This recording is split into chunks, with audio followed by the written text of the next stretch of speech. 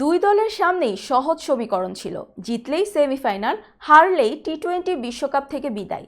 এমন অলিখিত কোয়ার্টার ফাইনালে ওয়েস্ট ইন্ডিজকে কাঁদিয়ে শেষ চারে উঠল দক্ষিণ আফ্রিকা।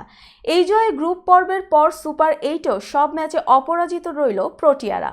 সোমবার অ্যান্টিগার স্যার ভিভিয়ান রিচার্ড স্টেডিয়ামে টসে হেরে ব্যাটিংয়ে নেমে নির্ধারিত 20 ওভারে 8 উইকেট হারিয়ে 135 রানের পুঁজি দাঁড় করায় ওয়েস্ট ইন্ডিজ। জবাবে বৃষ্টিবিঘ্নিত ম্যাচে 16.1 ওভারে 3 উইকেট হাতে রেখেই জয়ের বন্দরে নোঙর করে প্রোটিয়ারা। সহজ লক্ষ্য তাড়া করতে নেমে শুরুতেই হোঁচট খায় প্রোটিয়ারা। রানের খাতা খোলার আগেই প্যাভিলিয়নের পথ ধরেন রেজা হেন্ড্রিক্স। অন্য প্রান্তে দুর্দান্ত কিছুর আভাস দিয়ে 12 রানে ফেরেন ডি ককো। দক্ষিণ আফ্রিকা 15 রানে 2 উইকেট হারানোর পর হানা দেয় বেরসিক বৃষ্টি। খেলা কিছুক্ষণ বন্ধ থাকার পর 17 ওভারে নেমে আসে ম্যাচ।